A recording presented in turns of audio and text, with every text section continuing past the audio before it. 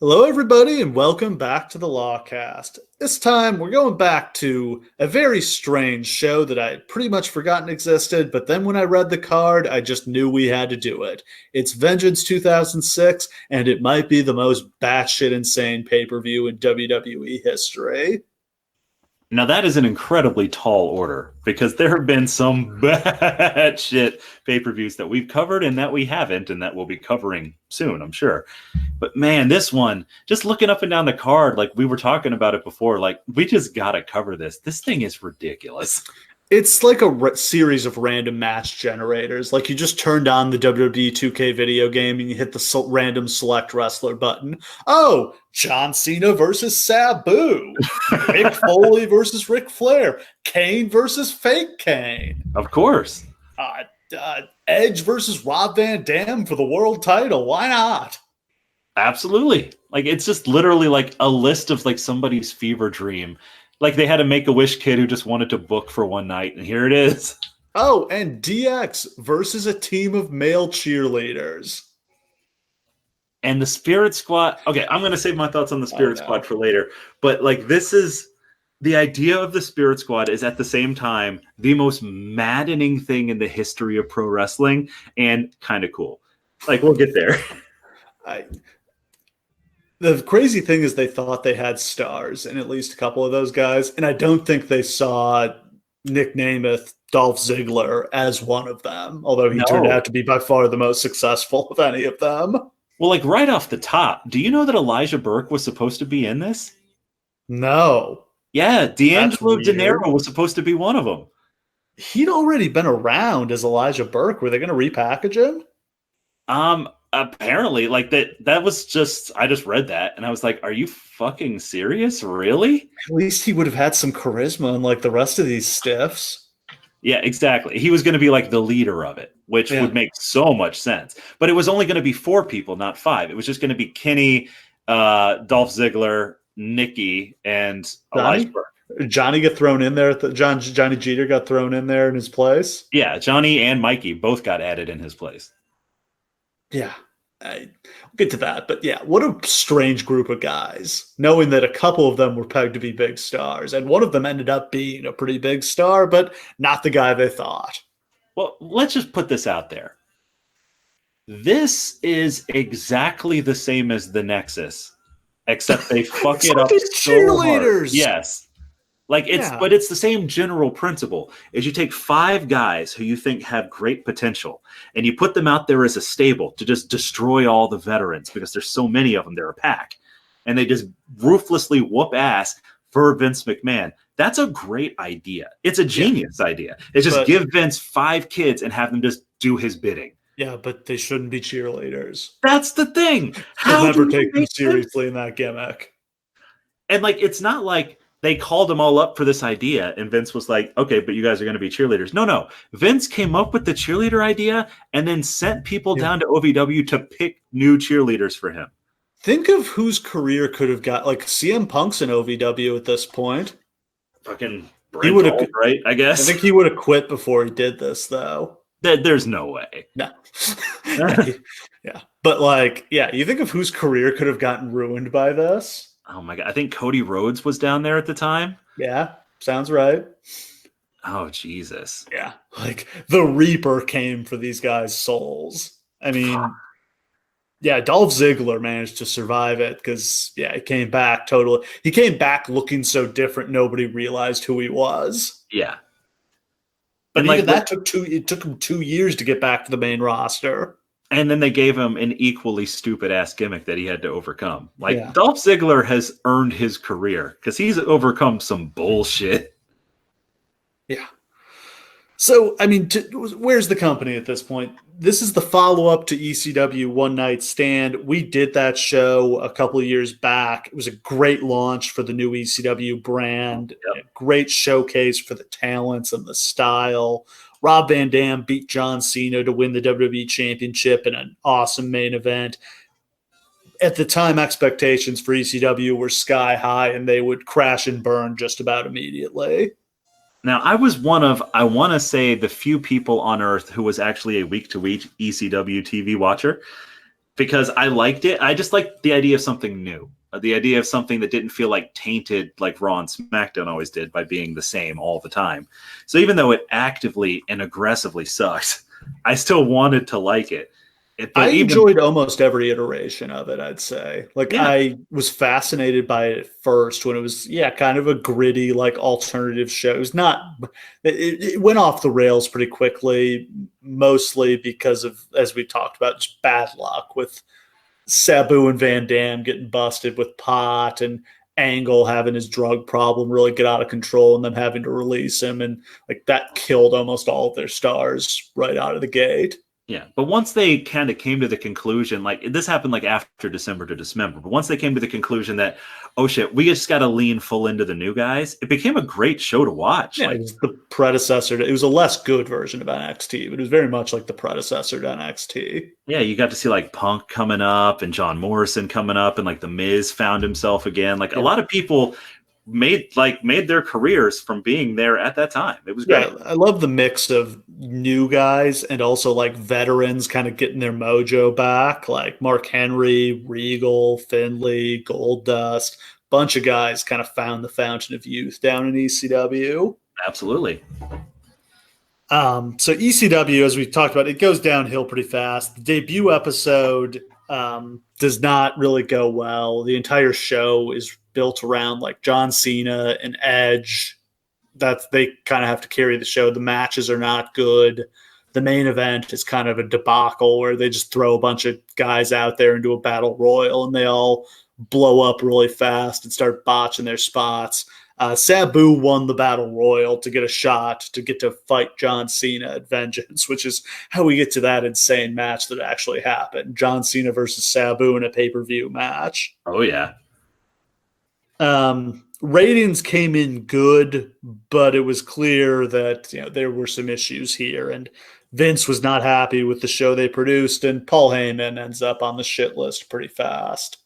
Do you think that there's any do you think that it was even possible for it to succeed enough for Vince not to take it away from Paul? Like, doesn't that seem inevitable? They have so few guys. They have Angle and Big Show and Angle, Big Show, Van Dam, Sabu. That's 4. And that's most of a 1-hour show. But after that, it gets real thin because it's like the rest of the roster is like Al Snow, Justin Credible, Stevie Richards, Little Guido. You're really scraping the bottom. Roadkill, C.W. Anderson. It's not, like you don't have Raven, you don't have Taz, you don't have the rest of the guys people actually wanted to see from ECW. And it takes a little while. Like they have Punk. That's their one young guy initially. It takes a little longer to get the rest of the young guys in there. Well, it's so weird too, because this seems like the one time in their history that WWE really struck while the iron was hot. They were like, man, this ECW thing is white hot. So within a year of One Night Stand, they're already launching this. Like, it's crazy. Like, they launched One Night Stand 2, and then suddenly we have a brand. So, like, it's not fast enough to really let these guys get back into shape, or to let half of the ECW roster is on TNA's roster at this point. That's the biggest thing. Is part of the reason the first One Night Stand was really good too, but it was because they had all those guys. Yeah, they had all these guys loaned. Like they had the Dudleys and Raven and a bunch of other guys loaned to them because it was just a one-off show. Yeah. But like, in order to actually run a brand, like you need those guys. And like, those are the guys who are working all the time. Like, you could have done something with Rhino on this brand. And I hate to compliment Rhino, but I'm Rhino, your least favorite wrestler ever. But I mean, he's probably the most in shape of any of these guys at this point in history. Yeah. Or like, to do this without the Dudley Boys is kind of ridiculous, right? Yeah, I mean, it's a stretch. They don't have enough guys here. They needed more than they had. It's not a lot because it's only a 1-hour show, but things get so bad so fast when it's like Al Snow, Justin Credible, Big Guido, Little Guido. Like, these are not the people that are fondly remembered from ECW. And that's the thing. Like, if you're going to have it be that, just don't bring those people back at all. Just have it be like the people that people fondly remember on top, and then just nothing but young guys on the bottom. Like, you're just wasting people's time with Little Guido, you know? Yeah. So the main event of this show is DX versus the Spirit Squad. So DX has been brought back in the weeks leading up to this. They kind of slow burn teased this for a while. A long time. Yeah. Shawn Michaels and Vince McMahon feuded like starting in December when there was a kind of weird segment where Vince said he was going to review Bret Hart's DVD, and everyone assumed Bret Hart was about to come back, but instead Shawn Michaels came out and like told Vince it was time to move on, and Vince was like, "Don't make me screw you like I screwed Bret." And then they embarked on just a very weird months-long feud. And like, it's actually probably the last good thing the Vince McMahon character ever does. It's not a great feud, don't get me wrong, but it actually has like some good moments to it. And like, that's putting aside the awesome Vince McMahon versus God thing that they do. We'll get there in a second. Yeah, but like, it's actually a pretty good feud. It culminates in that really awesome match at WrestleMania. Yeah, Shawn hitting the elbow drop off that like 15-foot ladder with Vince lodged in a trash can. And like Shane handcuffed to the rope so he can't get in. Bloody Vince being like stretchered off and giving the finger to Shawn. Yeah, just a great, and like right before he jumps, Shawn does the crotch chop. Yes. It's a big deal. Yeah, and that's kind of the slow burn is Shawn does the crotch chop, and then a couple weeks later, Triple H does a crotch chop, and we just slowly moving that way. And Triple H is starting to turn face, and you could see this coming. Yeah, he badly needed to, badly. Yeah. Then at Backlash, Vince and Shane defeated Shawn Michaels and his tag partner, God, who actually got an entrance. I swear to God, of all of the really horrible, like tacky nonsense storylines in wrestling history, this is the one I defend because I loved it so much. Vince McMahon plays this straight, completely from start to finish. And just like the reactions of Shane being like you can't say that. The greatest moment of comedy in WWE history is when they're in the cathedral and Vince is cutting a promo on God, and it's just like, if you're there, strike me down. And Shane just kind of looks at him and like walks to the side. Shane just slowly backs away in case God does actually smite them. Funniest moment in WWE history. Yeah. I mean, as we've kind of talked about, the Vince McMahon character after like 1999 might be the worst in wrestling history. Oh God! By this point, he's so much horrible stuff, so overexposed. Every segment he's in is a disaster. Yeah, because he's just like he's going so hard for it. He's so overacting that it's just like you can't even be in the same scene as him anymore. Yeah, so the reunion happens on the June 12th Raw, which is the night after One Night Stand. Triple H is in a gauntlet match against all the Spirit Squad, and he's getting his ass kicked. And then Shawn shows up and gets a huge pop. And him and Triple H clean house, throw the guys out, and then they reunite, crotch chops, Triple H moons Vince, DX is back. Thoughts on bringing DX back at this point? It didn't work out, but I think they would have been crazy not to try it. At the time, it was very exciting. I was so fired up. It felt like the first really big thing that had happened in years, didn't it? Yeah. It just felt like, oh, something momentous has occurred. Like something game-changing has happened. Like it's like the two-man power trip, but baby faces. Yeah, my older brother had quit watching wrestling like 4 years before this, but like one day he saw the DX pay-per-view poster and like called me right away to find out what was going on. I watched this in a bar with other people. Like I actually went out in public to watch the show amongst the fans abreast in the world because I wanted to watch it with other people and talk about it. It was interesting. This was the kind of thing that really did have the potential to bring people back. It didn't. No. But it had the potential to. That said, it did get crazy over. Like those glow sticks and the glow dude. They sold so many of those glow sticks. They must have sold so much fucking merchandise for DX because you would look in the crowd and it would be nothing but DX shirts. And it would just be that like one of like them as like tiny cartoon sprites with their asses out. And like just everywhere. All that said, this is a creative disaster. These segments are unwatchable. And they don't age either. They're even worse than they were back then. Oh my God. It's just, there are some times where juvenile humor has absolutely worked in the history of wrestling. I'll revert back to, just because this one randomly came to my mind. Do you remember that segment where like Edge was like giving Kurt Angle some paperwork for him to read, yes. like an apology, and then at the back it just said, "I'm a dork." Yeah, that was funny. That worked. And it can work sometimes, but it was every fucking week. Tons of segments every week.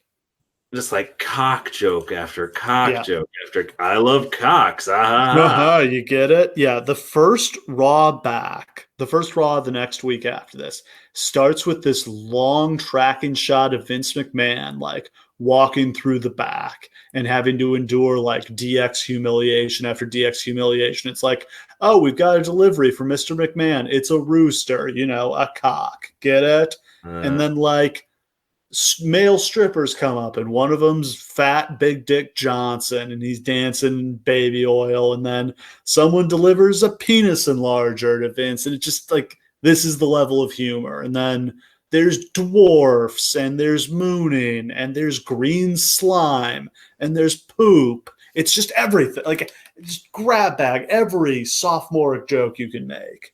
And it genuinely feels like your dad and his buddies trying to get up to youthful trouble. And just like, just stop. They're just too old. They're 40-year-old men. They're balding. Triple H has his fucking Harley Race mustache. Like, what heelish facial hair that is. Triple H is bloated. He's got like, his hair's not super long, but it's like just where it's in his face. So he just looks like sad and fat. Even though he's like in way better shape than I've ever been in my entire life, he just looks disgusting. Yeah, Sean's got the massive bald spot, and he won't actually do the crotch chops because that's unchristian. So he like half-heartedly chops his chest.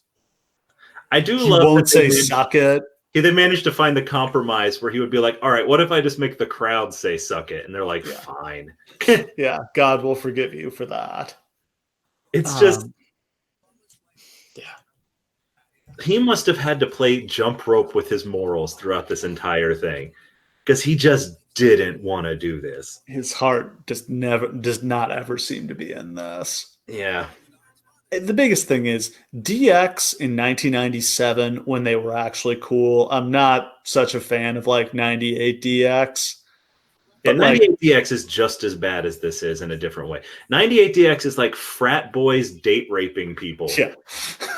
But like 97 DX was edgy and they were breaking the rules, and like this is not breaking the rules. And part of it is just like you couldn't shock anybody at this point. Right. It had all been done. Whereas in 97, it's new. By this point, Edge had a live sex celebration with Lita after he won the title a couple months before this.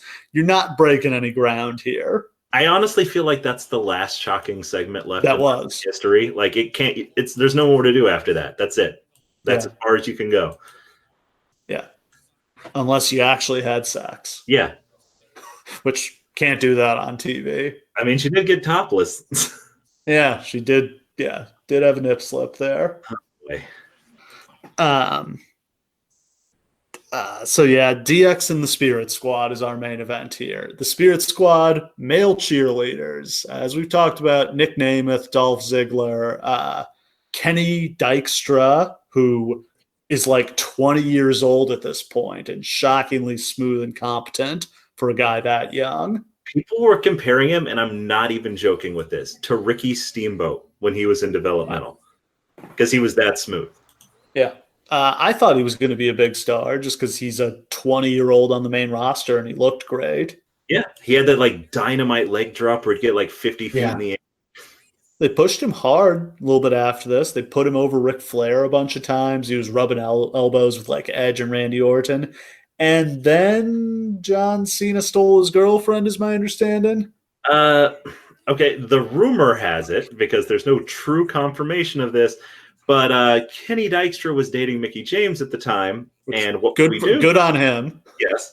And the rumor is that John Cena and Mickie James started fucking, And to prevent it from becoming a problem, they just got rid of Kenny. Yeah.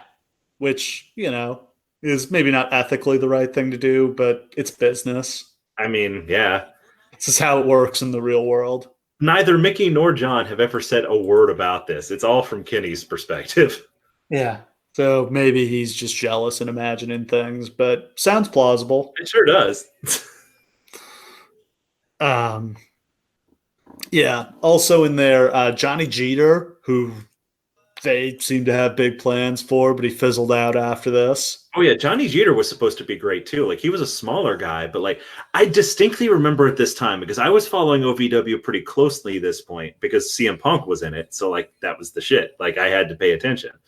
So like Johnny Jeter was supposed to be fucking great, man. He was having all these great matches with all sorts of guys. There was like Ken Anderson and like Brent Albright and CM Punk and like there were so many cool dudes down there. And like literally he was a tag. Do you remember Matt Capitelli? Yeah. Okay. Didn't he win one of the Tough Nuffs? Yeah. But he was the blonde guy who got roughed up by Hardcore Holly that one time. But he also got brain cancer. But like literally those are two different guys. Did Hardcore Holly beat him up too? No, he was the guy he beat up. Daniel Pooter. No. That's a different time. Different time Hardcore Holly beat somebody up. Yeah, this is the time where Hardcore Holly actually went on Tough Enough the show and then roughed him up. Yeah. Yeah. So anyway, he got brain cancer, but before that, he and Jeter were in a tag team. They called them the Thrill Seekers, and like they were the fucking tag team. They were going to come up and be like the babyface team until Matt got brain cancer. Yeah. So like literally, like the future was the sky was the limit for Jeter. And then you got Mitch, who wasn't really a wrestler. He was just like the manager. Yeah, I mean Mitch wasn't very good. I mean, he did have sex with Tori Wilson, which is better than I can say, I guess. So were these guys? So the thing with these guys, they were not good at doing the cheerleading part. No, but they weren't like bad enough. I feel like they needed to either be really good at it or really bad at it, and they were kind of in the middle, and there was no room for that. There's a way I feel like this gimmick almost could have worked. And maybe that's just me being naive. I don't know. But like if they had just actually been good at this, I feel like that's okay, right? It's not a main event act. No. No. That's what's insane is like these are Vince's henchmen against DX. And that's the thing. If this was just supposed to be like the new like Mean Street Posse, fine. But to have it be like your top developmental stars is baffling. Yeah. Like it's literally killed careers. Like literally, you could have done the Nexus here with these same 5 guys.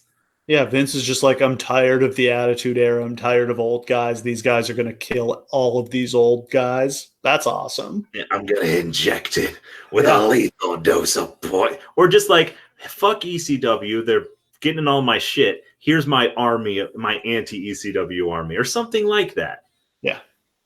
Like these like clean-cut white boys are like the opposite of ECW.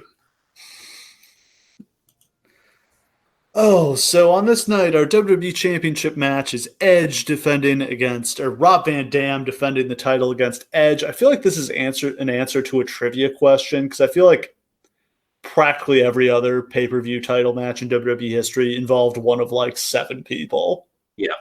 Like Hogan, Steve Austin, might have to include Randy Savage, Diesel, like these are 2 real outliers. This is an outlier of a match. Yeah, this is another one. Like we were just talking the other day about how like Dolph Ziggler versus Kofi Kingston feels like an Intercontinental title match.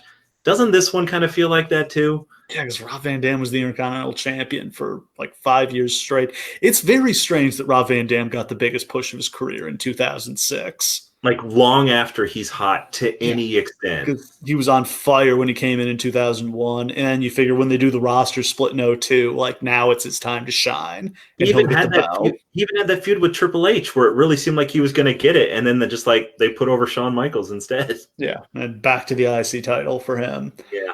So, I mean, he gets this push because they brought back ECW is sort of the long and short of it. And he's over, but he's not on fire or anything. No.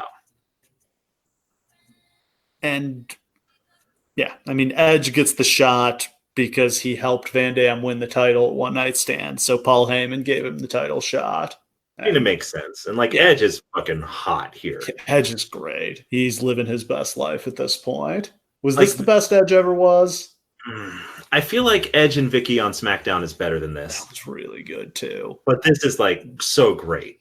Yeah. This just finally broke through. This evil, slimy dickhead of a man. So hateable at this point. He has really no redeeming qualities at this point. But he's not like a cartoon villain. He's just a dick. Yeah. The ultimate, when they stumble across the phrase ultimate opportunist, it just sums it up so well. He makes friends to betray them to get further on. He's that guy. John Cena will take on Sabu in a lumberjack match. Yes. Again, what the hell is going on here? I love this idea. So I feel this match ends up being awesome. Don't you feel like he asked for this match? Cena? In some meeting or something, he was just I want to fucking wrestle Sabu. Sabu is great. I mean, we've talked before, but this run here was the best of his career. Fucking sober Sabu, bringing it 100%. He's in shape. He's hitting everything. He looks totally at home in there with John Cena, the top guy in the business at this point. Yeah, this is a spoiler for later, but literally, he does not botch in this match. He looks amazing. Yeah, I don't know if they showed the replay, but he did a triple jump on Cena on Raw. You might remember this, where he gets up on the rope and it looks like he's going to go down, and he just somehow stops time and freezes himself and steadies himself on the rope and stands there for a second and then launches himself off and just hits Cena perfect. Just crushes him with it, yes. Yeah. I mean, that's an extension of John Cena's feud with ECW, kind of a B match for Cena to be in, but it ends up being really good. Absolutely. Ric Flair and Mick Foley are feuding in 2006. This is a real thing that is happening. Yeah. So Foley is a heel at this point. He's turned heel because he's against ECW coming back.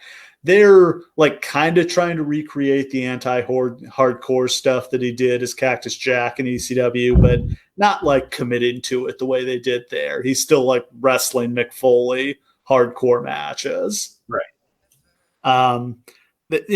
Foley. This is all Mick Foley's. This is Foley wrote these storylines himself from beginning to end, right? Oh God, yes. When you read his books, when Terry Funk is brought in 2006, it's Mick Foley. It plays out in his later books, which are all very depressing to read. Yes, they are. About how he came up with these storylines and he had to fight tooth and nail with Vince McMahon every step of the way until Vince McMahon finally gave up and was just Mick, just do whatever the fuck you want, I guess. And then each time it happened, it didn't work. There was just diminishing returns. The Orton feud, genius. Brilliant. And that's why Vince is saying the Edge feud was also great. The Edge feud was great. The parts with Tommy Dreamer and Terry Funk weren't so great. No, Terry Funk, they should not. Vince was right to say no, that we shouldn't bring Terry Funk in. He's just too old at this point. Yeah. But I mean, this, once we get to this, it's just bad. This feud doesn't make any sense. Yeah, let's lay this out. Foley is doing a promo the night after One Night Stand, and Flair just interrupts him and comes out. And everybody's just what the fuck? These guys have nothing. These guys have interacted on screen because Mick Foley feuded with Evolution. That was 2 years before this. And they damn sure haven't had shit to do with each other since then. No. So they then just start arguing about comments that each guy had made about the other in their books. Mick Foley's book where he trashed Ric Flair came out in 1999, 2000. Have a nice day. And then Ric Flair's book came out a few years later, but it's several years. Yeah. Yeah. So this is not at all timely. No, and Mick Foley has said often in his books that the way that he would come up with good promo material and good story material is that he would just take slights that people gave him and just hold on to them for years and years until the right time came. And that's clearly what this was about. But like, what the fuck? Nobody cares about this. No, and yeah, Mick Foley's book was really successful, and so was Flair's. What? Not that many people read them and like remembered what was in them years later. Your audience is different now. Yeah, that's the other thing. It's a lot of the people who remembered that stuff aren't watching anymore.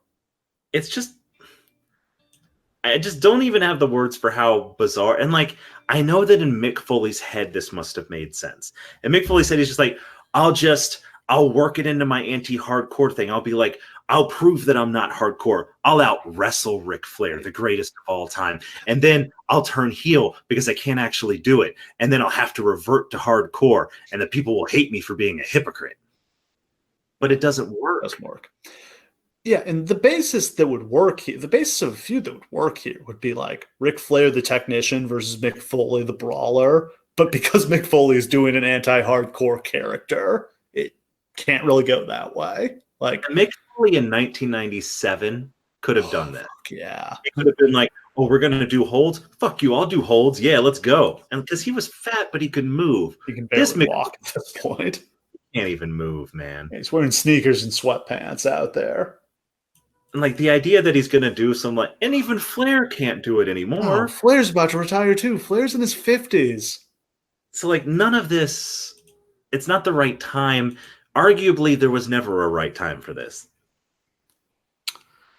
Yeah, if this was going to happen, if this had happened like in WCW in the early 90s and it was just like Ric Flair versus Cactus Jack, that would have been awesome. Yeah. Or like, yeah, if you could do this in 98 and it's Ric Flair versus Cactus Jack or Mankind, or you could rotate the faces of, but by 2006, you're not pulling this off. And nobody wants to boo either of these guys. No, they're both baby faces for life at this point. Like Flair's gotten to the point where all he can really do is comedy and like take sick bumps because he doesn't really have it in the ring anymore. Foley is pretty much at the same point, but he's getting more and more serious. And the fans don't want that from him. No, Flair probably should have hung it up like after the Triple H feud the year before this. Absolutely. Yeah, like that last man standing match he had against Triple H would have been a good note for him to go out on. And then on to one of my favorite random storylines of all time, Fake Kane. Oh, I loved this. I mean, the first segment was so intriguing. Just the idea of, is there really a fake Kane or is it all in Kane's head? It was a cool idea. Or is this the real Kane? Yeah, or has this been, or has the unmasked faked all along? Yeah, like what happened here? If they had revealed that unmasked Kane wasn't actually Kane, I would have lost my shit for that. That would have been awesome. Yeah, would have been like when it turned out that Peter Parker was the clone. Yeah, and then, but okay, this all rests on one very obvious thing. You've got to get a Kane who looks like Kane. Oh, Luke Gallows. Yeah, so first, this is Luke Gallows' fake Kane. And like the problem is that like when Kane was Kane, and I keep, it's going to be so weird to keep saying that, but like when Kane, he was jacked to the fucking gills, man. He's like 6 foot, I'm going to guess 6'8" in real life. Oh, no, he's not.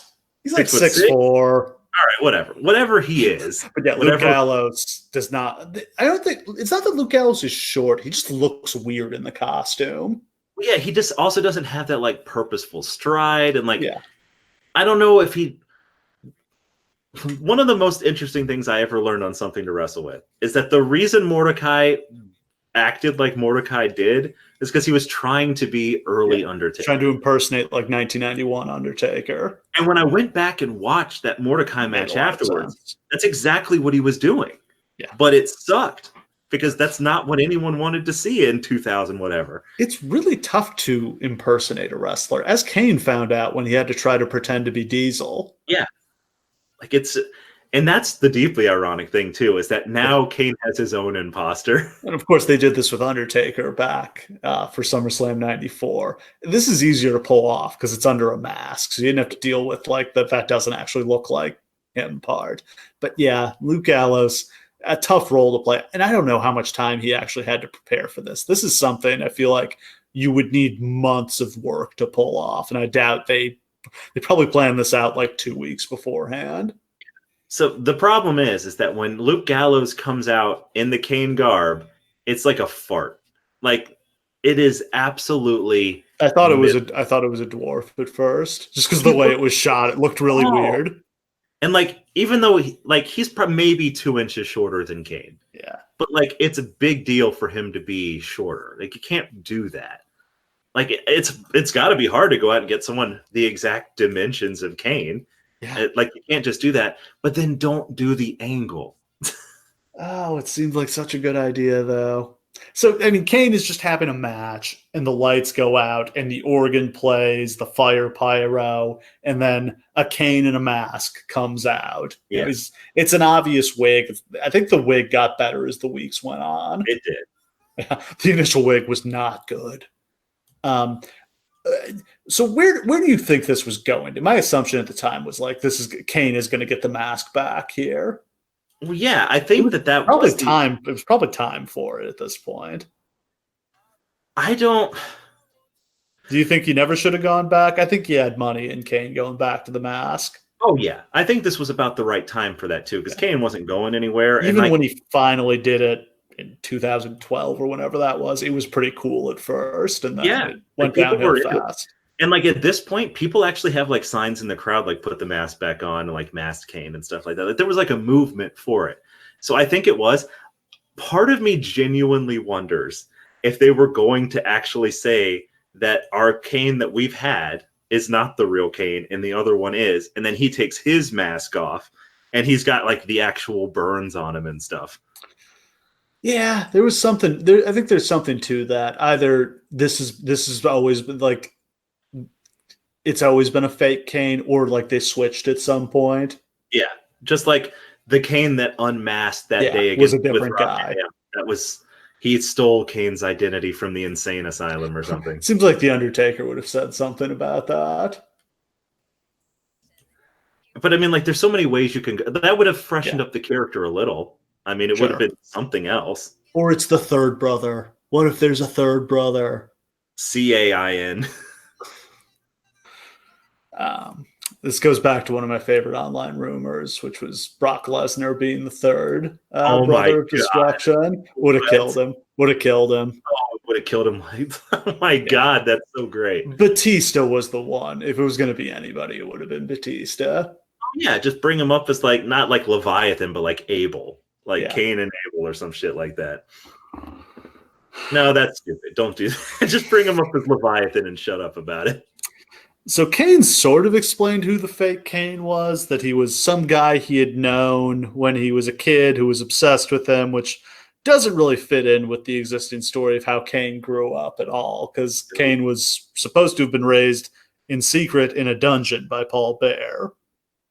But it kind of tracks with the weird second timeline they had, where like Kane was a party boy in high school who had a girlfriend who died in a car accident. Yeah, he killed Katie Vick. I also thought there was going to be a May 19th tie-in here. Yeah. May 19th being the date of something. I don't know. Was that the date of the fire, did it turn out? I think so. I can't remember what it actually was. Another weird Kane storyline that was a lot of fun. Yeah, I just remember that awesome segment where Shawn Michaels was wearing the May 19th shirt and he puts it on Rob Conway.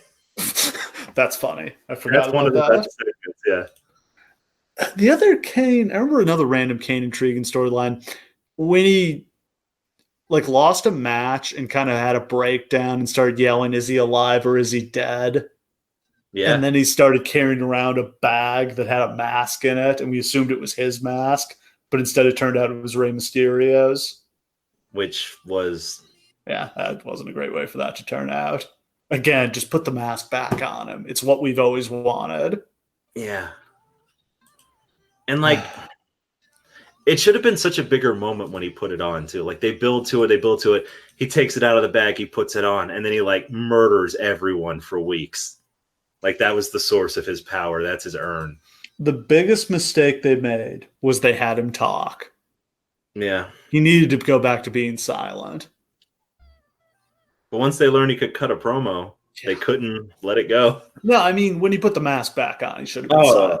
Not like, not that he should have been silent forever. That never would have worked. But when he went back to the mask, he shouldn't have talked anymore. Should have been like a Michael Myers at that point. And now that we're discussing this, I really feel like this was the opportunity to put it back on him. Oh, it would have been so huge.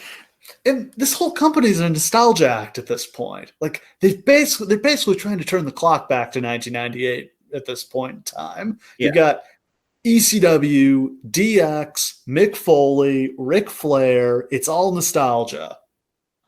Yeah. I'll even pitch something deeply stupid because that's what WWE usually likes. Like, what if after he loses to Imposter Kane here, they have another match and Kane beats Imposter Kane, and then Imposter Kane disappears and just the mask is on the ground and Kane puts it on and now he's back. That's so stupid, but people would have. And the fight was actually in his head. Yes. But that's so dumb, but I would have loved it. I mean, they did a bunch of stuff like that with Kane. The May 19th stuff, we were hearing the thoughts in his head. Yeah. They were flashing like that's the kind of stuff they do. I just genuinely feel like that's what this was all supposed to be. Like 5 years of storylines were leading to this. And then they just don't do it because this match blows so hard. Yeah, they pulled the plug because this match was bad and did not get over. So they blew it off the next night. I mean, Kane just kicked the guy's ass and like took the mask and threw him out of the arena. Yep. And he was never heard from again. Yep. But yeah, this was what I read in the Observer was this was going to end with Kane getting a huge like heel push. So I do think it was probably going to lead to him putting the mask back on. Yeah, absolutely. Oh, and there's a few other things on the card, but we'll just cover them when we get to them. So the show, it's June 25th, 2006. We're at the Charlotte Bobcats Arena in Charlotte, North Carolina. A not great crowd of 6,800 people in attendance. That's like half full. Yeah, that's not good at all. It's kind of a shockingly bad showing for a WWE pay-per-view, especially one with a pretty loaded card. Also, this arena can hold 20,000. Yeah. And it feels like it. Like there's like no noise in this arena at any point. Yeah. The show does 320,000 buys, which feels like a decent number for the time, but I'm sure they were hoping to pop more with DX coming back. Absolutely. Yeah. On commentary, the venerable team of Jim Ross and Jerry the King Lawler. How'd you feel about their work on this night? Feeling a little long in the teeth here, buddy. Yeah. And yet, here we are in 2019, and these guys are both still calling wrestling. It's fucking ridiculous. JR is still good here. JR does a pretty good job. Yeah. Lawler has nothing to say about anything. King was pretty useless after about 1999. The idea that they continue employing him to this day is just such a joke. Just since he's a really shitty person. Yeah, a deeply shitty person. A child rapist, you might even say. Ooh, opening package defines the term vengeance and shows clips of the events that led us to this night. Sure, it's fine. And then our opening match, Randy Orton versus Kurt Angle. We forgot to mention this one. Yes, this, as far as like undercard feuds go, this is one of like the weirdest great ones from this period. Their match at One Night Stand was so good. This was not as good. Not as good. Still pretty good. This is like the last good series of matches Kurt ever has. Like for this company anyway. Well, yeah, because he gets fired like right after this. Yeah. But like it just as that, like this is the weird Kurt Angle. Like not a lot of you guys may remember this Kurt Angle where he starts wearing like the mouthpiece with words on it. And like he's just like, I'm going to be 190% intense all the time. Yeah. He's got like the dubstep remix of his entrance theme. Yeah. And like just trying to rebrand himself as like a serious character, which doesn't really work. No. He had done they had done the comedy so hard for so many years leading up to this that it was going to be tough to pull off.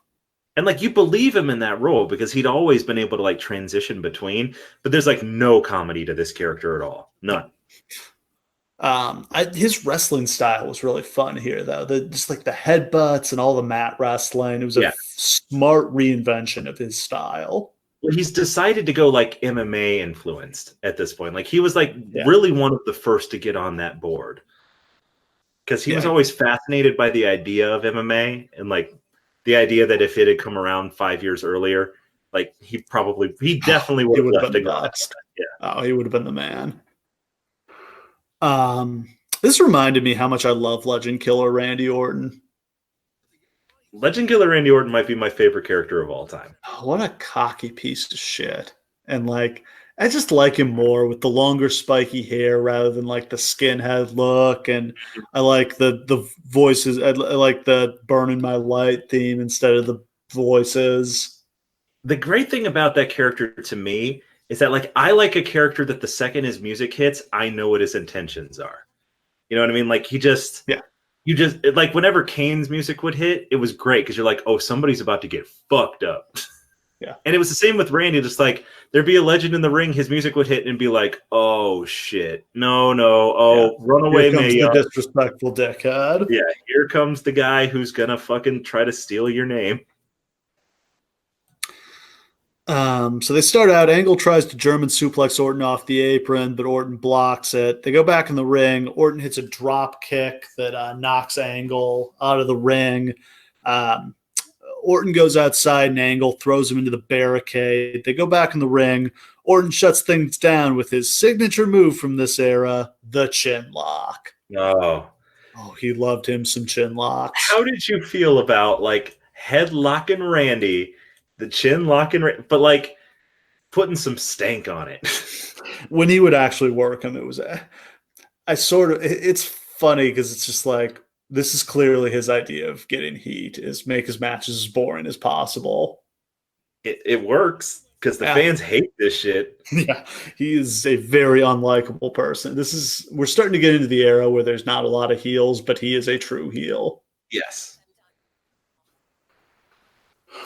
Angle powers out. He like gets Orton up on his back and then flapjacks him. Like, it's just pretty impressive, honestly. Because Randy Orton's like a solid foot taller than Kurt Angle. Yeah. Orton drops Angle with a clothesline. He goes up to the top rope. Angle pops up, tries to do that thing where he jumps up on the top rope and suplexes him, but he kind of slips and Orton almost lands on his head. That was not great. Angle with a belly suplex. He goes for the Angle slam. Orton slips out and hits that inverted backbreaker. Angle then proceeds to hit 8 consecutive German suplexes. So forget what I said about toning his style down. Do you miss the consecutive? Don't you wish that like Brock would start doing this?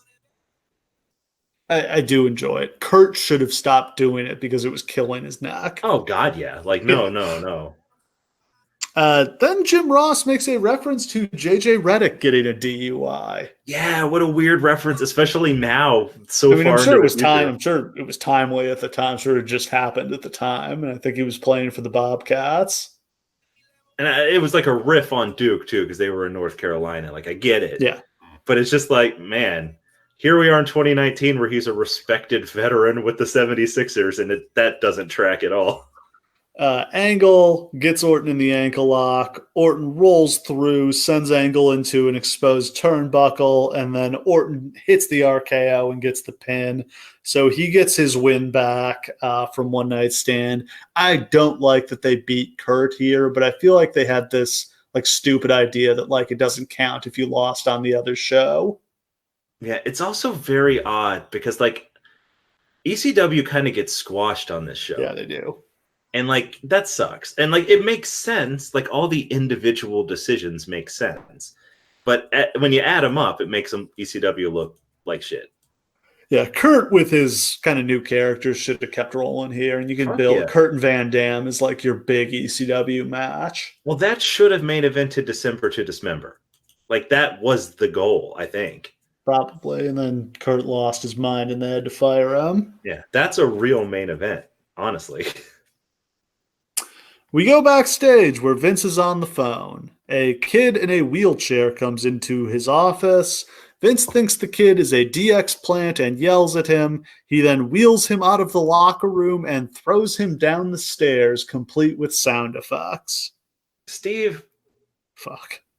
This is one of the most reprehensible things I've ever seen on wrestling television. And like, golly, there's just so many. But like, I felt genuinely uncomfortable watching this. Not like, boo Vince McMahon, you bastard, but like, why did they do this? Coach then comes in and says he has a family friend who's coming to visit tonight, and he's a big fan of Vince. A nice young man in a wheelchair. I did kind of laugh at like Coach sucks, but I kind of enjoyed him in this role as like the bumbling GM. Oh yeah, like the bumbling lackey, like for Eric Bischoff and Vince McMahon. Like he had good stuff there. Where he just like think he was super cool, but then he'd run up against a real wrestler and be terrified. Yeah, I didn't mind Coach as like a manager, and it was making him as an announcer was always terrible. And then inexplicably they brought him back a couple of years ago, and he was literally the worst announcer in wrestling. Well, babyface Coach is not a thing that should exist because Coach is one of the most hateable people. The smuggest, most unlikable person you can imagine. Yeah. He seems like a nice guy in real life, but every time I see him say anything, I just desperately want him to shut up. And also Vince has a penis pump. And then Vince just like, oh, penis pump, eh? Well, real tempting. Maybe I'll go give this a try in the bathroom and that damn DX. Next up, we've got Umaga versus Eugene. Oh, so we pushed a handicapped person down the stairs. And now we've got one wrestling. And now we're going to squash a mentally handicapped person. Man, Eugene's been around for a couple of years at this point, too. This is Eugene. That was a gimmick with about a 1 month shelf life, and we're 2 years into it. It's so stunning because like there are characters during this period that would have like a 3-week run of being kind of fun. Yeah. And then they would just ride that for years. Yep. Like that period where like Triple H kind of recruited Eugene. Yeah. In order to help him against Benoit. Over. It was a fun concept. It just didn't have a lot of shelf life. The fucking segment where Triple H has to get into a bouncy castle to get Eugene to book him in a title match against Benoit is legendary. Yeah, the segment where Regal teaches Eugene to wrestle and like Eugene keeps out wrestling him. Yeah. It's just there's a lot of cool they did some interesting things because that could have been a positive character. Like I don't agree with doing the character in the first place, but if you are, take the idea that everyone's going to underestimate himself because of his disability and then have him beat people despite it. That's fine. But then they just kept with the comedy. And it's not funny. So I always thought the end game should have been that it should have been revealed that he was faking it, and it would have made him the ultimate heel. I mean, I think somebody pitched that. I don't know if it was Eugene himself or somebody else. Like he just goes to being like Nick Dinsmore, and everybody would have hated him. And I think that they thought that would be like way too much heat from actual like disabled groups. Yeah. Can you imagine if he was just like, haha, LOL, I was faking it.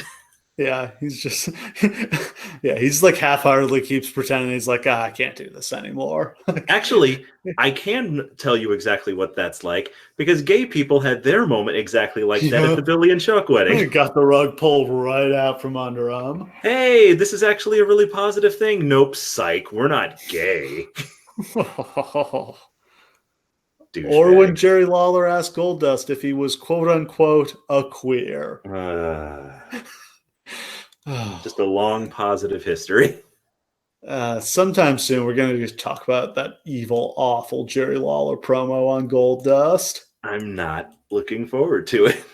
It's coming eventually. So Eugene is backed up. Oh, first let's talk about how much do you love Armando Alejandro Estrada? Now look, I don't want to make this like literally a list of like stereotypes that I don't appreciate that apply to me. But as a Polynesian person, Umaga is not something I'm super fond of either. However, Armando Alejandro Estrada is the best fucking thing on this show. He got way too over. Like, just, he's a perfect manager. And you could have put him with anybody. Popping for him here. Like, literally, like, the destroying the cigars to tell him to break him. And it's just, Oh, his promo is so good. Like, you could have put him everybody listen to me. He should have been fucking managing the champ. Like, no question. You could have put him. He could have managed anyone, Lesnar, anybody. Yeah. He's just slime ball with a ton of charisma. And just like the idea of like that kind of sports agent thing, where he could just be what Paul Heyman is now. And he could kind of wrestle. That's the thing. So when you get him in the ring for the inevitable comeuppance, he could go. Talking about ECW stuff, that match he had with Colin Delaney was great. And he had so much charisma in the ring. Yeah. Yeah. And he was fucking jacked. Yeah, that's the thing, is you never get to see suit that. And yeah. But yeah, he got in the doghouse because the fans were popping too much for him. So they made him stop doing his name. They made him stop rolling the R's. And eventually they just got rid of him. That pisses me off so much. Yeah. He's a good authority figure, too. He reminded me of Dario Cueto. Yeah, absolutely. Like, he just had something, and they just kept ignoring it on purpose. Yeah. This was not a good time for managers. Dude. Eugene is backed up by Jim Duggan, Doink the Clown, who was probably being played by Steve Lombardi here, and Kamala. Yay. It's total squash. Umaga wins with the Samoan spike in 2 minutes. I assume they did like Umaga versus Kamala on Raw at some point because that seems impossible to resist. I think they were building to it, but like he wasn't healthy enough to take the bump, so they didn't do it. Well, yeah. Umaga was a great talent. Unbelievable. Like, dude, like a show that we're doing coming up here pretty soon involves him versus Jeff Hardy, and like those two had the greatest chemistry. Dynamite together. Yeah, Umaga had a pretty good run, but man, he could have been the world champ.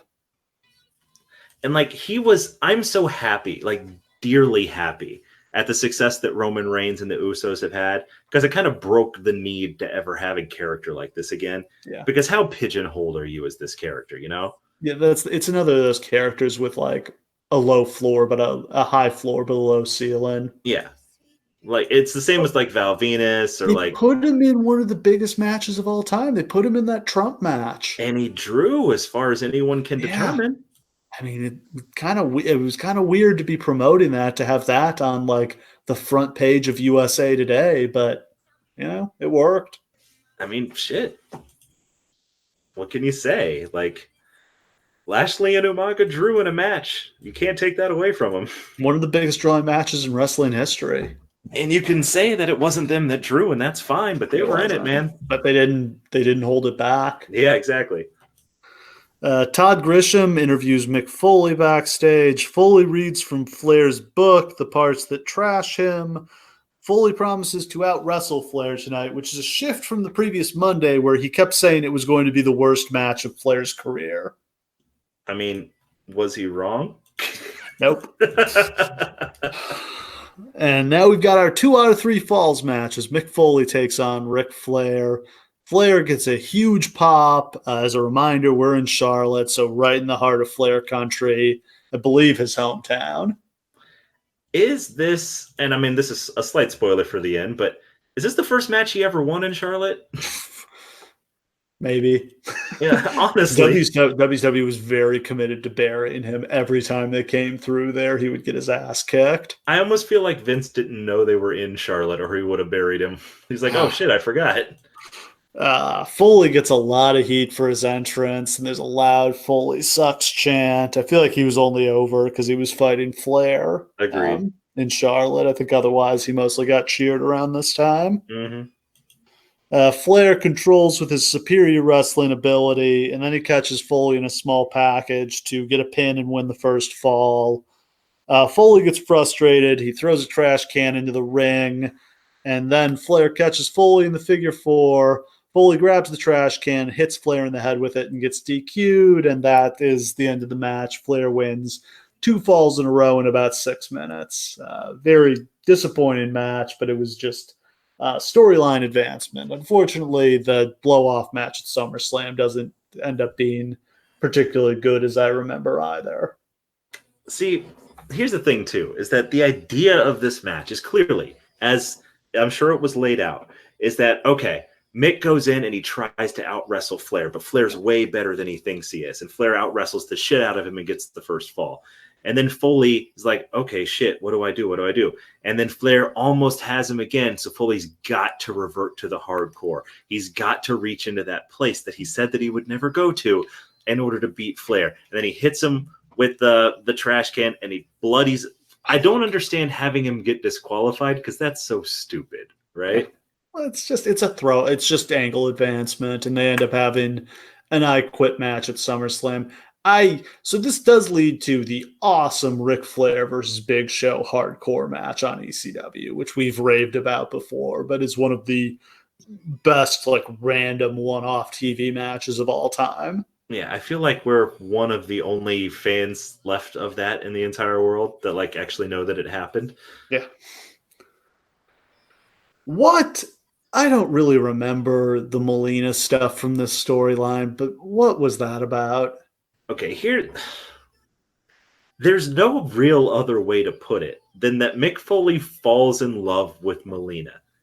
Yeah. Like, in a creepy, creepy way. Like, during this time, he just starts talking about her constantly. She shows up in his books. And, like, look, I know that Morrison and Melina had an open relationship, but it can't possibly have been that open, right? I don't think that was ever going to happen. But, like, he just becomes seemingly infatuated with her. And they work it into this storyline. Again, when that happens, nobody has any idea what the fuck is going on. You're like, what did I miss here? Did something happen on, like, Heat or something? I was just confused.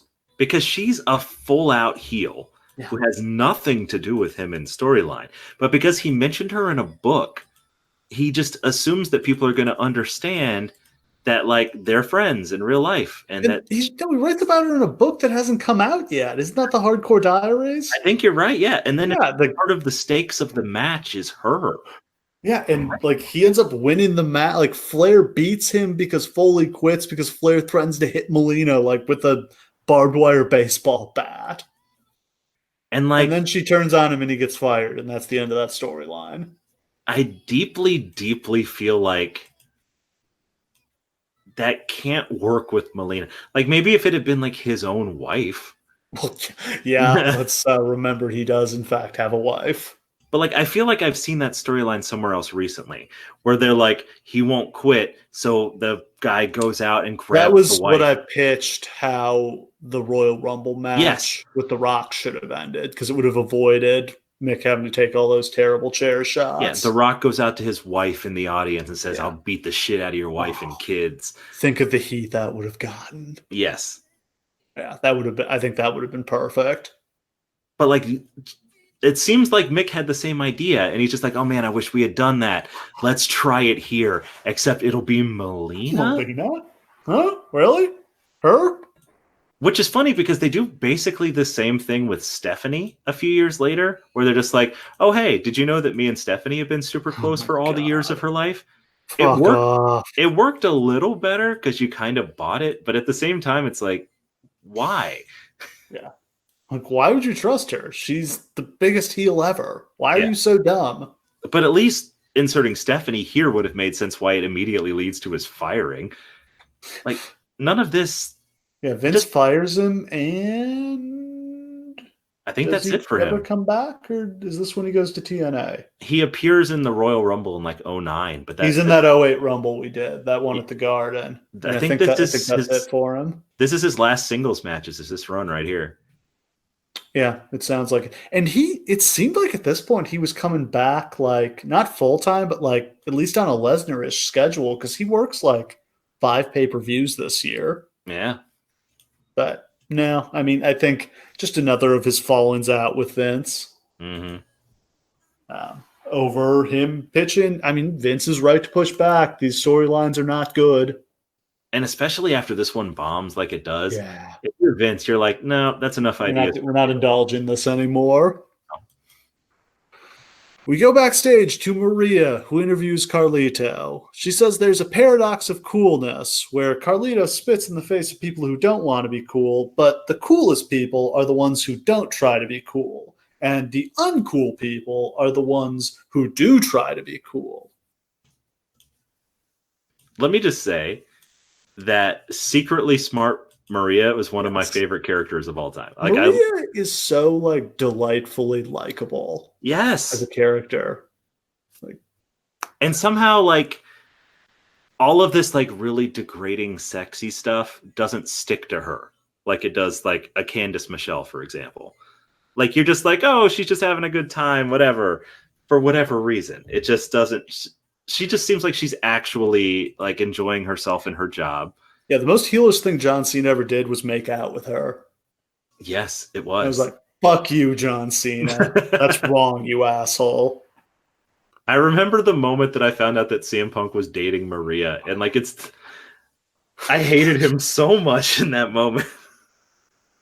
She could do a lot better. And I don't know that I would say that she did, but she could. Who'd she end up marrying? Mike Bennett. Oh, right. God, it's the same Maria that, yeah. Oof, that seems like two completely different Marias, I know, but yeah. But yeah, this like happy, bubbly Maria, and like stupid like a fox telling Carlito like, oh, me and Candice Michelle or whoever are gonna oil each other down now. And then and then Carlito's music plays and he's got to leave. Like, damn it! Yeah, Tori Wilson shows up, asks Carlito to hold her puppies, and he's like, "Oh yeah, that's good." And she hands him 2 dogs, which I actually did kind of laugh. That's clever. And like Carlito could do comedy. Like Carlito had good timing for stuff like this. Yeah, and then his music comes like first, like sexy music comes on as Maria rubs oil on Tori, and then Tori rubs oil on Maria, and Carlito's watching and ogling this, but then his music comes on and he has to do his entrance, and he's like torn, but like ultimately like has to go do his match and like has to like run for it. This is a genuinely, it's not funny. It's fine. Like and this is Carlito sells it well. Yeah, if you're gonna put a humor segment on the show, this one's fine. Good job, you did it. That's fine. Move on. Next up, we've got, I won't say the sleeper match of the night because Cena versus Sabu really blew me away, but this ends up being a very good match. For the Intercontinental title, Shelton Benjamin defends against Carlito and Johnny Nitro, 3 super athletic dudes like out to prove themselves, and they pulled it off here. Also, let the record show that none of these people are over at all when this match begins. None. Like, these are all jobbers at this point. Shelton looks like such an asshole, like cosplaying as The Rock here. God, when they decide to give him sunglasses and a Hawaiian shirt to give him personality. And like, not in a good way do I mean an asshole. Like, he looks like an idiot who's trying too hard. It's weird to me that he does not change his gear from OVW to now. It's the same exact gear. I thought he wrestled in pants now. He may have just started doing that, but like he's not on TV a whole lot. Yeah. For the longest time, aside from that one shorts. Yeah. And like at this point he's still doing like the blue with the kick pads and like it just nothing's changed for him since he got called up to Raw. Yeah, Shelton is a heel. He beat Ric Flair to win back the IC title using Mama Benjamin's oxygen tank as a weapon. Oh, that's right. Mama Benjamin. Mama fucking Ben. Which, the funniest thing about that is how much everyone shits on it, and yet that's still the most over Shelton ever got. Yeah. Which is sad for Shelton. What a letdown his career ended up being, but he just could not cut a promo. No. Just could not string words together to save his life. He really couldn't. Benjamin's first IC title run ended when he lost the belt to Carlito at Taboo Tuesday. And Nitro has Melina backing him up. He has a really nice heel move where he blocks the camera from seeing up Melina's skirt when she does her splits on the ring apron. Their whole entrance is just a wondrous display of heelishness. Yeah. He's wearing his coat with like the fucking LED like readout. I don't know what it says, but it's just got like words in it that they're going through. And I loved when he would get a title and he would let the belt hang from his pants like his dick. And literally, people rip that off all the time to this day because it's great. Oh, it's so scummy. Shawn Michaels wished he'd invented that when he was with DX. Oh, God. I guarantee you the first time Shawn saw that, he was like, yep, that's the one. Yeah. I mean, I thought Johnny Nitro was the next Shawn Michaels. He honestly, he could have been. Like, there was a moment where John Morrison was so close to, like, being a total main eventer. Yeah. And then he just went away. Yeah, petered out. Like you said, none of these guys get any reaction from the crowd, like face or heel. Nobody cares. But then, like, the match that they have is so... It looks so much like the kind of matches you see indie guys having today. Yeah, it's so far ahead of its time. Yeah, this is like 5 years ahead of its time. When did the Tower of Doom get invented? Because this feels like one of the first ones I remember seeing. And this is an awesome one. It was being done pretty commonly in the X division like a couple years before this. But this is the first time I saw like bigger guys doing it. Yeah, I mean, just lots of hot stuff here. Carlito's breaking out moonsaults, Hurricane Ranas. Shelton gets him with a flapjack where he goes about 10 feet in the air. Yeah. Like Carlito's the one who comes out of this match looking like a star because he has those two moves, like the springboard where he just goes back and the one where he just bounces across the two top ropes and does like a flip. It's just like, who the fuck is this? Shelton gets monkey flipped into a drop kick. Yeah, that was awesome. Really gets stuck with the kick, too. Like the one where Johnny Nitro's hanging down from the turnbuckle and like comes up and does the German suplex. That's the Tower of Doom you were talking about. Yeah, Nitro gets knocked off the top rope and he's in like the Tree of Woe spot. Shelton like runs across the ring and jumps all the way up to the top rope, which is crazy. Yes. And like he does not know where his feet are going to go and Johnny Nitro's legs are up there. Yeah. So that's risky. And then Nitro does a sit-up out of the Tree of Woe. Like the ultimate sit-up. Yeah, and I think he does like a German suplex and it's a superplex and it's the Tower of Doom. It's the best version of the Tower of Doom I've ever seen. And like literally the crowd loses their mind. Like crowd is like, that gets a standing ovation from the crowd. Like this match is getting holy shit chants for like wrestling spots. This is not a time when that's happening. Shelton hits Carlito with like an insecurity super kick type of deal. He drops out of a suplex attempt, but Carlito scores with the back cracker.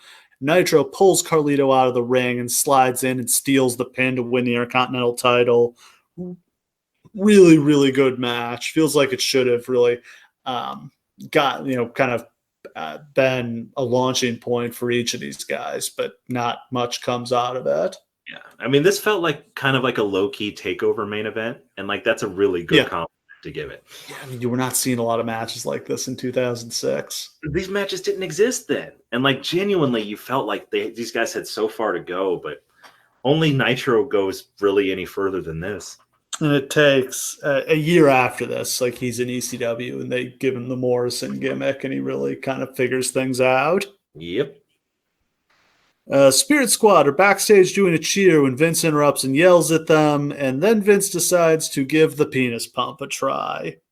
I jumped the gun on the penis pump, yeah. He goes in the bathroom, and we hear an explosion, and Vince comes out covered in green slime. I want to know how the mechanics of that worked. So he put it on his dick. He went to you didn't see the slime that was in it? Where was the bomb? I don't know if you guys have ever used a penis pump before. I haven't, but let me walk you through how the mechanics work. You put the pump on your junk. Oh, sure. You've never used one, but you know how it works. All right, shut up, Steve. Okay, it's connected to a little tube with like kind of like a push thingy, like kind of like how you have on the end of like a turkey baster, and you push it, and it pumps air in there in order to make you like erect or whatever. Okay, yeah. This is like the health class podcast now. Okay. So, like, where in that process does it explode and get green dye on his face? Yeah, maybe he was looking at it, but why did he slide? He was aiming it up. Next up for the WWE Championship, Rob Van Dam defends against Edge. Van Dam is, of course, also the ECW champion, but that belt is not on the line here, and it's a standard match. The immortal Van Dam line, when asked whether he was going to keep the WWE title too, he said, yes, it spins.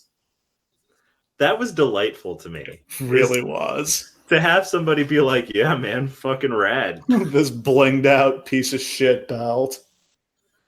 And I just love the idea that, like, to have a WWE champion when you're launching a new brand be like, fuck the WWE championship. I'm all about the ECW championship. It was a cool idea. Yeah. They trade the advantage until Lita grabs Van Dam's legs as he's getting back in the ring, which allows Edge to hit a sunset flip powerbomb out to the floor, which is just a brutal move. That always sounds like the guy is just splatting on the mats. Yep. Edge is in control for the next few minutes until Van Dam hits a spinning heel kick. Both guys are down. Van Dam hits a backdrop in a beautiful German suplex. Incredible. This is like the only time I ever saw him do a German suplex.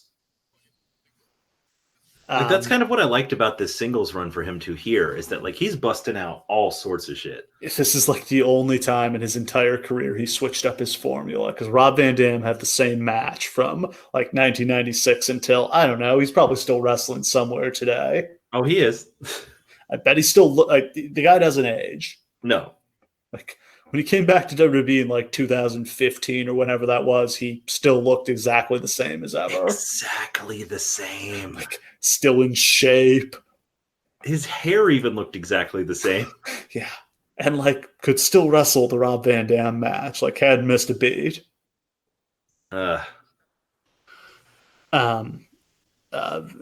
Van Dam sets up for the frog splash, but Edge rolls away. So Van Dam jumps off the second rope, like does the Eddie Guerrero roll through, and then hits Rolling Thunder. Okay. Eddie Guerrero can do the Eddie Guerrero roll through because he was trained to do so from the time he was like 3 years old. How the fuck does Rob Van Dam do that? He's Rob Van Dam. He's just a freak. And that's almost what annoys me about how lazy he would get during parts of his career. It's because he can do anything. Yeah. Yeah. One of the best athletes to ever step in the ring. It's just absurd. He then hits the split-legged moonsault. Lita throws the belt to Edge, and he tries to hit Van Dam with it, but instead Van Dam hits a Van Daminator, which I always love. I wish we had gotten to see the proper Van Daminator more in WWE, where he actually threw the chair to them and kicked it in midair, but we usually had to settle for it as a counter. But I always love that idea of kind of like Billy Kidman can't be powerbombed. It's like you can't use a weapon on Rob Van Dam. No, he will hit you. He will kick it into your face. Edge like crotches Van Dam on the top rope and hits that Randy Orton elevated DDT. Edge has it won, but the referee is bumped. Referee finally recovers. Van Dam kicks out after a really close 2 count. Lita sets up a chair in the corner. Edge goes for the spear, but he misses and hits the chair. And then Van Dam hits a huge 5-star frog splash to get the pin. That was really good. It was really good. Yeah. I mean, they stepped their game up for this. Edge is just so goddamn good at this point because he just knows what he is so much. He could always work, but now he's got the character to match it. Exactly. And like Lita is just such a perfect heel manager. Like I never would have thought that from her. Like she seemed like such like a personalityless person when she was part of like Team Extreme. Yeah. But like she's just got so much evil in her in this character. Heel Lita was so great. In so many ways. Yeah, she is looking real fine. Looking real good at this point, buddy. Backstage, Heyman explains to the ECW guys that in the Lumberjack match, it won't just be ECW Lumberjacks, there will also be Raw Lumberjacks. Hooray. That seems like it's not good for his purposes. Not exactly. Then we've got Kane versus Fake Kane. Real Kane is out first. Fake Kane second. I did feel like Gallows was improving here. Like he was starting to get the Kane walk down and like the head tilt and the pulling on the glove. But they could have done so much more to help here. They could have dropped the lights. He could have come out and just like kind of dim red lights like they did with Kane originally in the 90s. That wouldn't have been a bad idea.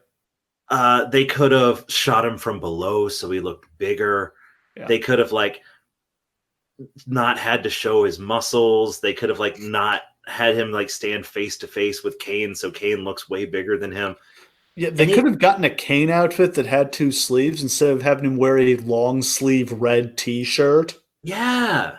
What the fuck, man? Because they realized that he wasn't buff enough to pull it off. No. Yeah, that's the thing. His arms were way too skinny. And like, okay, and here's the thing too, is that Kane, there's a way to do this. And the way is probably best exhibited by Triple H when Mankind cuts that promo that we always rave about, where he turns into Cactus Jack, and Triple H just his jaw hits the floor, and he's like, "Oh my god, I'm gonna die." That's how you do this, right? Kane doesn't sell it. No, not here. He doesn't show any fear here. And Kane's just like, "Well, whatever. Get to the ring so I can whoop your ass." It doesn't. And then they have this match, man. This shitty match.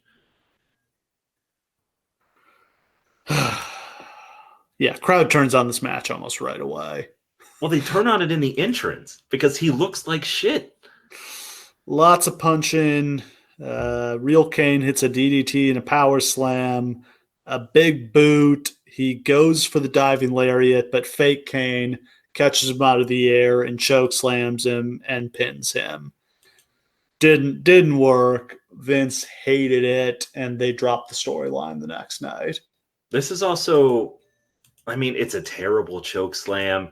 It's bizarre for Kane to lose to one choke slam. Could he not do the tombstone? I'm guessing not. Like, it almost looks like he's going to go for the tombstone. He might not be tall enough to do the tombstone to Kane. Like, that might be dangerous. Here's the thing. I don't know who exactly was in OVW at this time, but, like, Luke Gallows is not the guy. Like, I think, like, Matt Morgan was down there at the time. Oh, Matt Morgan's real big. Yeah. That might have worked. I mean, maybe he wasn't. I don't know. But there's guys out there, right? I'm trying to think. Has Matt Morgan already come and gone? I think he has, actually, now that I think about it. Yeah, I think he was before this. As we go on with the rest of this podcast, I'm going to be looking up the roster from OVW in 2006. You'll find who could have been or just like dig around the indies too. There must have been some big dork somewhere. Yes. So let's just keep talking, and as soon as I find somebody better, I'm going to just yell it out. Thankfully, Big Cass was not around. Thank God. I'm glad we can still drag Big Cass after all these years. Always and always.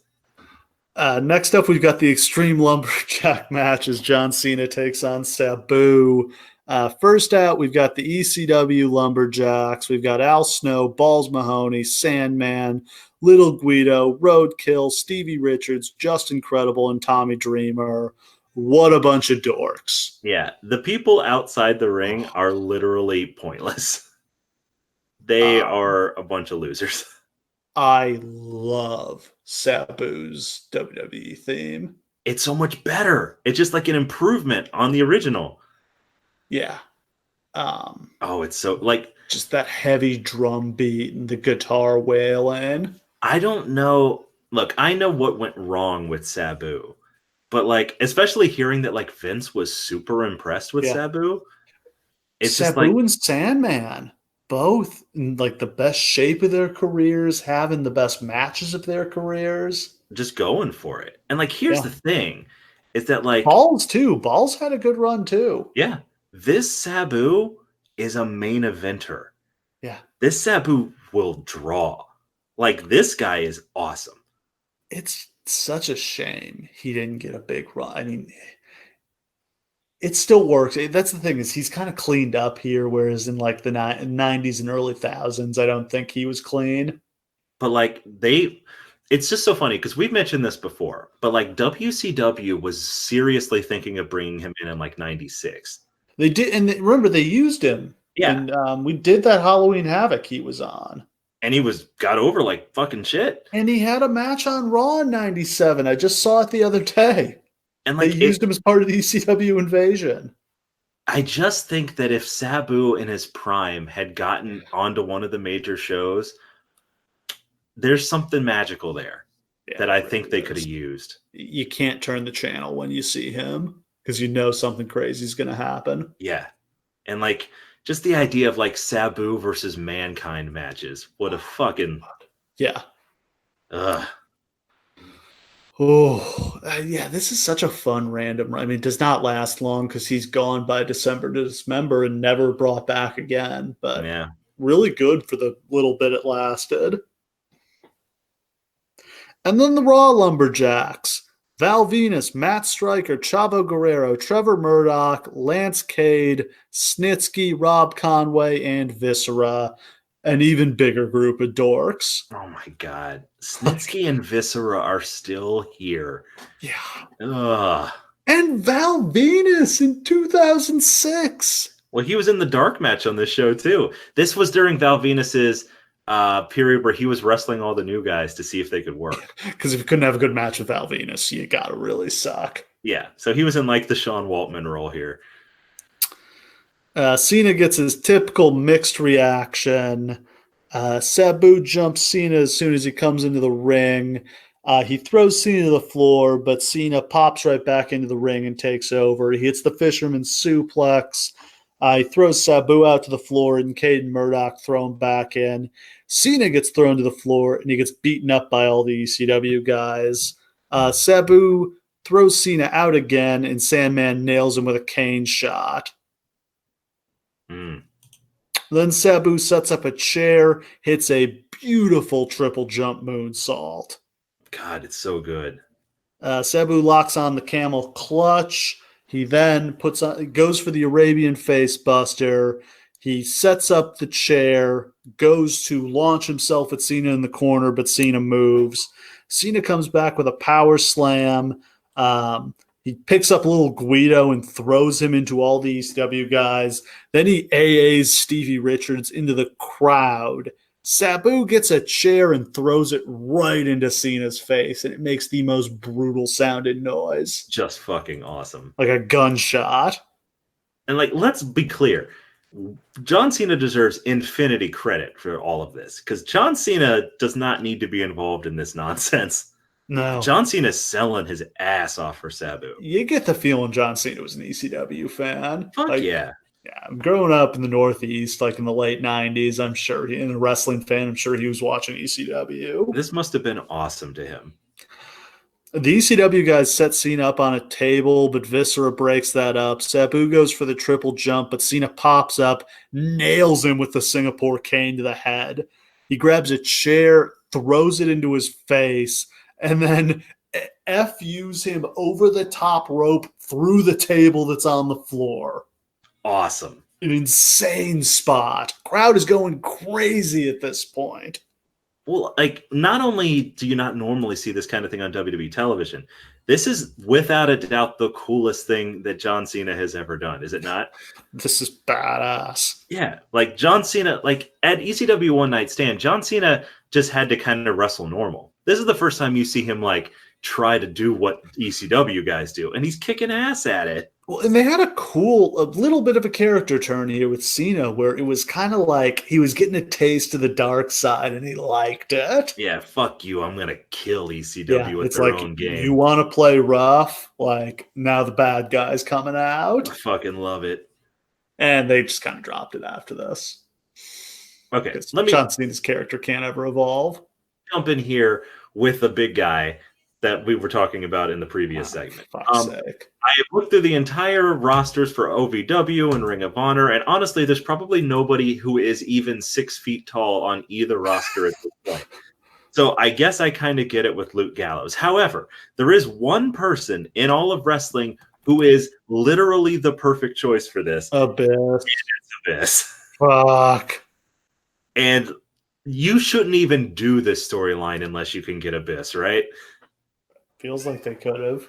Like, literally, you don't even have to put him in the Kane mask. Just have him show up as Abyss, the third brother. Yeah. That's the thing with Abyss. Isn't he too, like, barrel-chested to play Kane? Oh, yeah, he's fat. Like, you can just say it. He's fat. Okay.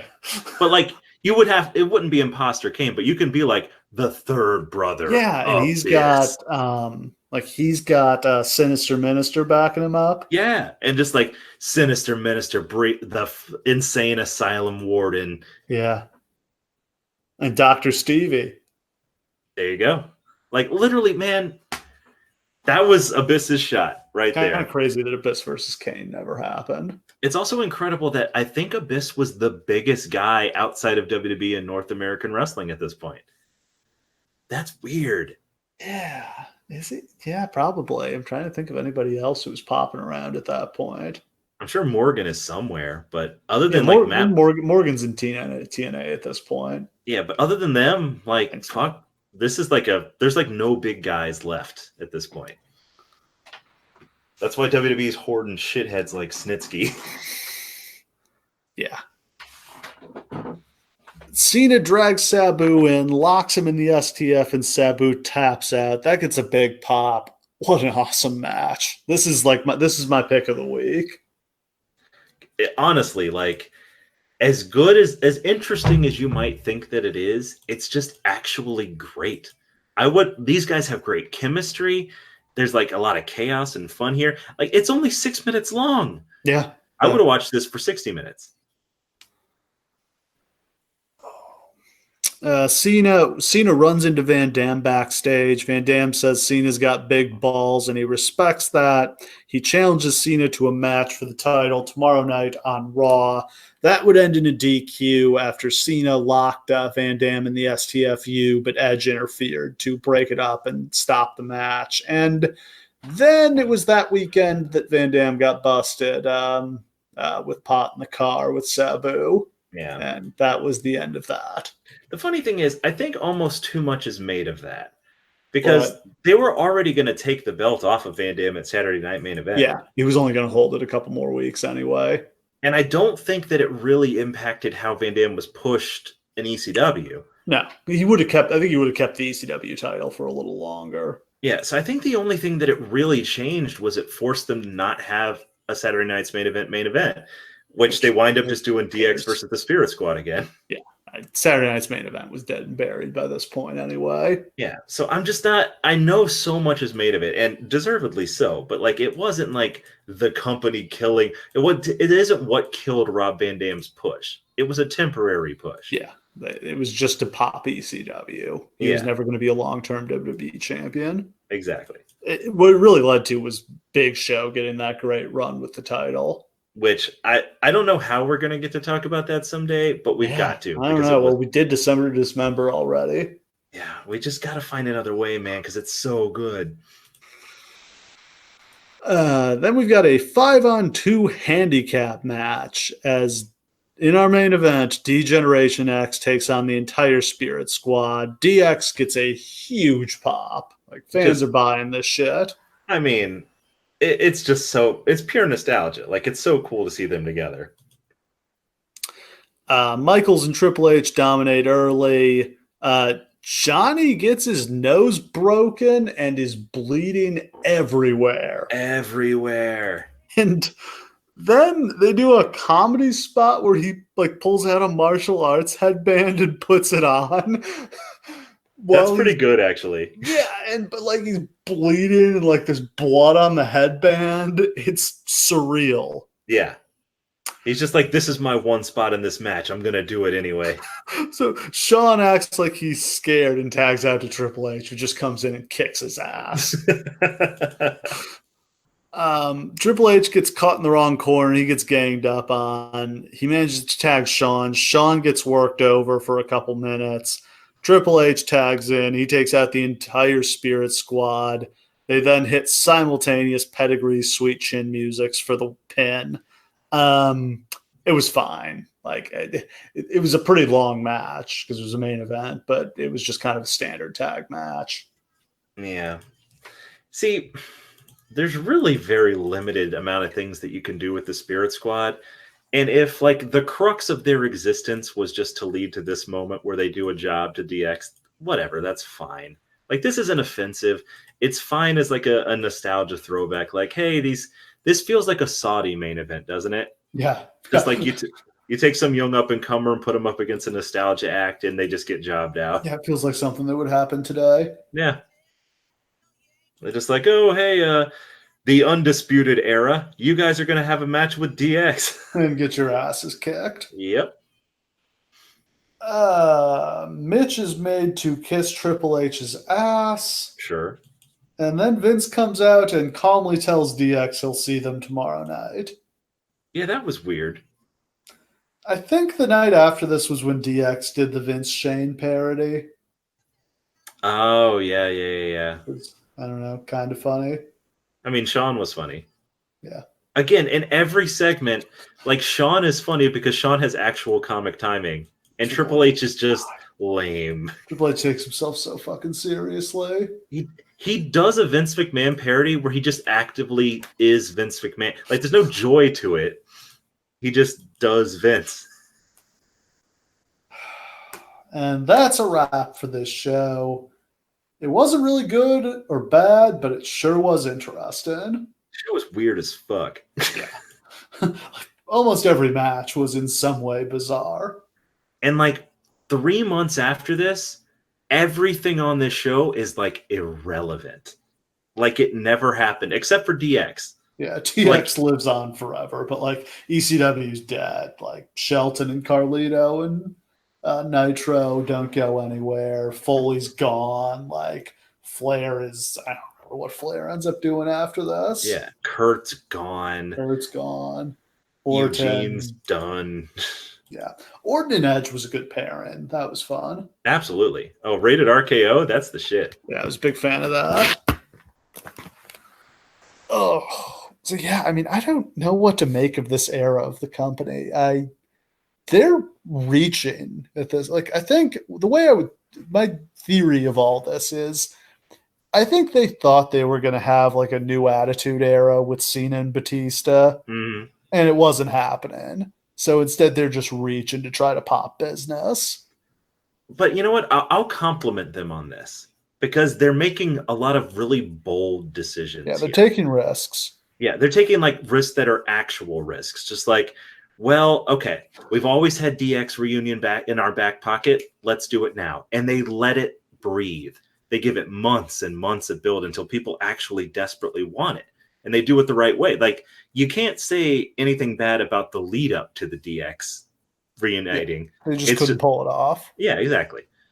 This ECW thing is maybe the most ambitious thing they ever try. It's crazy that this actually happened. In 1 year.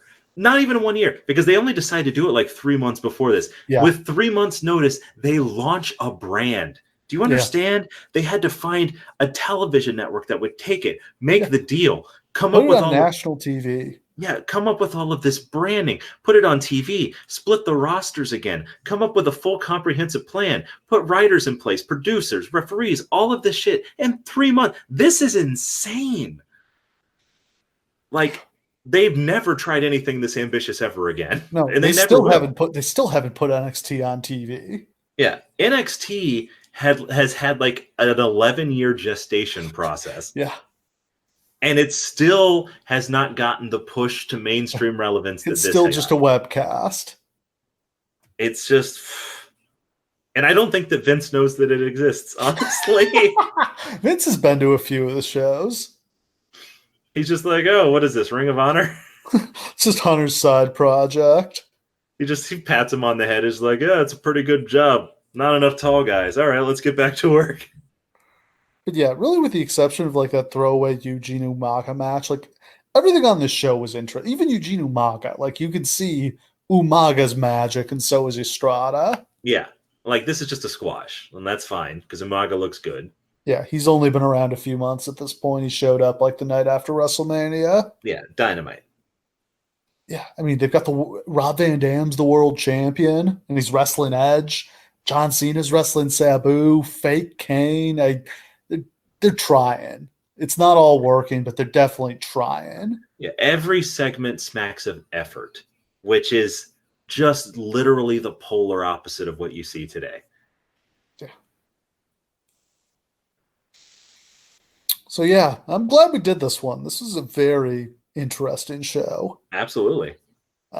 We've not done a lot of shows from around this time, so it's always good to, believe this, well, we did the One Night Stand show that was from a few weeks before this, but good to check in on some things we haven't done before. So we're going to continue that next time as we cover a show that Hughes has been talking about doing basically since we started doing this podcast, the one where Cena wrestles Bobby Lashley, the Great American Bash 2007. Guys, literally the entire purpose of me on this podcast will be fulfilled once we cover this show, because literally the moment after we completed WrestleMania 9, the very first Lawcast, you asked me like, hey, should we do another one of these? And I was like, yeah, Great American Bash 05. Here we are, like 2.5 years later. This is the match that I turn to convince people that Bobby Lashley is actually good, and it's everyone else who is stupid but me. And if I'm wrong when we cover this, I'm going to eat so much shit and won't taste anything else for the rest of my life. You're not wrong. It's a great match. Fuck yeah, it's a great match. The show as a whole is actually shockingly, I thought it was going to be garbage because it's the Great American Bash. It's historically the worst pay-per-view in wrestling. And I mean, the big thing is this show takes place like just a couple weeks after the Benoit murder-suicide. So they're very much in a haze in the aftermath of that. But in some way, I mean, I think that probably helped the show in that they just kind of kept things simple and had a straightforward traditional wrestling show. Yep. If you think that I've talked about Bobby Lashley at length before on this podcast, you're motherfucking wrong. It's coming next week. Yeah, Bobby Lashley, and really our first time getting into the Benoit murders. Absolutely. I just very vivid memories of that time and it being a very strange time to be a wrestling fan. Oh, it's going to be some sad story sharing time right at the top of the show next week. So yeah, all that and more next time as we take on the Great American Bash 2007.